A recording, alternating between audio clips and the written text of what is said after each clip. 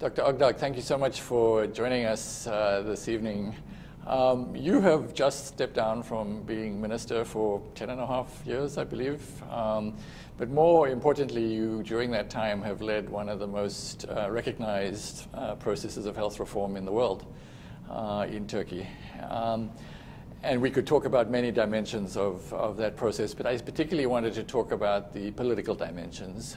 It is challenging, to say the least, for any minister to carry through a major institutional reform of the kind that you have been successful in implementing. And I wondered if you could give us a sense of what you think the political recipe is for national health reform. Yes, you're right. 10 years is very long time to carry out a health ministry. You know, it's a very tough job, especially if you need to transform your system, to reform your system. It will be much tougher. In our country, we've achieved very great health transformation program.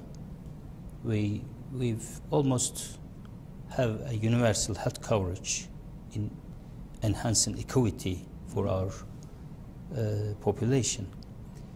In my opinion, the basic side of any health transformation is that health is a fundamental right of human being. It's the main ethical point. If you have that ethical point, you can overcome all the difficulties we've faced with very much difficulties in that area, as you guess. But it's the most important side of health transformation, ethical side. Then you have to be with a good team, a dedicated team. Especially in developing countries, dedicated team is very important one, because human resources are not very rich. Right. So you have to pick up the right person and set up a right team and do their job. We could do it in our country. And it is very important for the health ministers to convince your prime minister first, or your president. Right. It's very important to convince that health is a very important area. How do you do that?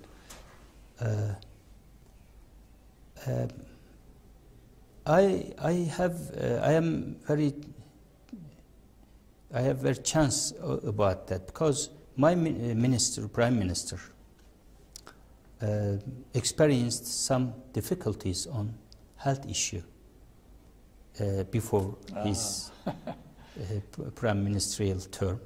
So it was not difficult. But you should put up some fast improvements in your way, so it make easier to convince. Quick success, quick early success. wins, yes. Yes, it make easier convince your prime minister, your cabinet members. Yeah, yeah.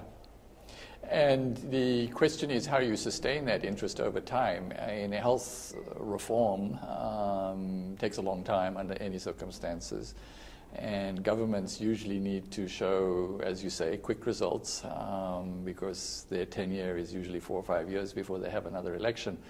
So they have to keep the public on board. How do you keep a government enthusiastic for health reform over such a long time? I think there is no one way to do it. I mean, there is no unique template to sustained achievements. The population itself can preserve the position, because health issue affects all the population. I mean, from birth to the death. Right. So you're never sure about that. Okay, I achieved the transformation, and it will be ever sustainable. If the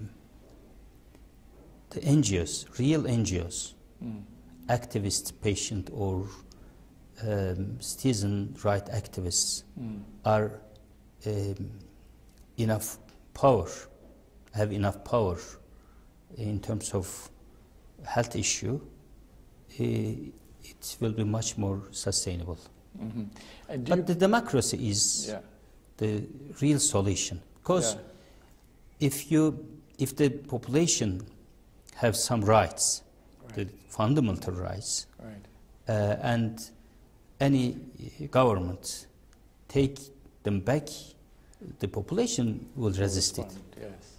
And I think that this is one of the phenomenon of modern times, actually, is that health has become a much higher political priority because there's public pressure. The public's expectations of health care has changed. But you, in a sense, set the ball rolling, because when you begin to improve things and people see that services can be better, they expect more, right? So that kind of momentum of public opinion, you find was persuasive of government? In my opinion,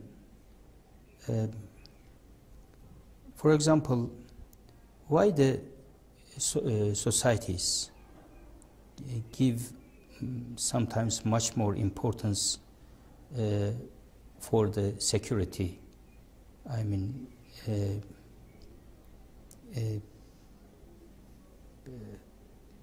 than health issues.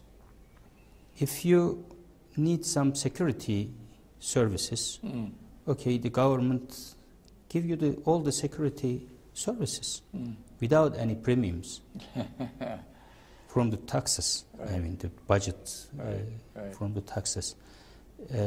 As a citizen, I give the necessary taxes and extra premiums for health, and then I don't want to give any money from my pocket. Sure. So some liberal or neoliberal politics say that health is not the fundamental rights to be given from the governments. But in my opinion, it would be given by the governments.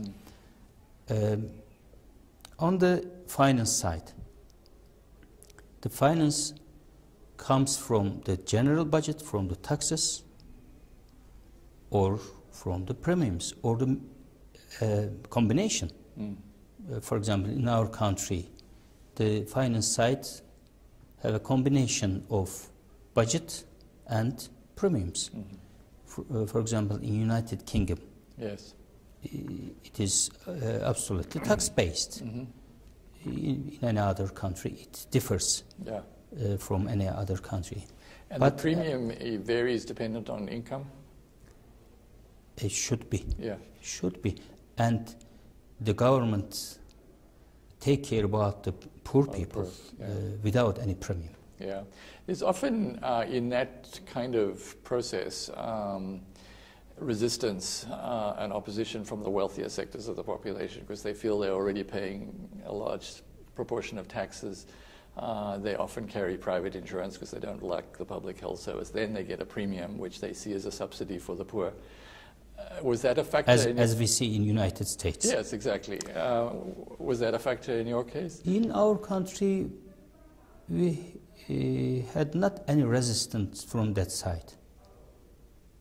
Probably in our country, the culture about solidarity is strong. And but we had some resistance from the from the professionals, health professionals, because they lose some positions. For example, we terminated the dual practice. I mean, any physician working in public plus private. So they lost income. Yes. Yeah, I can imagine that made them unhappy. Some of them lost some incomes, but we've given some extra incentives. Okay. If you work in public without any private. And that has worked? I mean, that has worked out? It worked very well. In some universities, with minimum numbers of university teaching doctors, we have some problems, but as a common sense, it works very well. Where else was there resistance? The professional groups, nurses, other health workers, they were happy to support the program? I can say that there are strong resistance on the other professionals. Almost 70% of the population satisfied with the new system. It was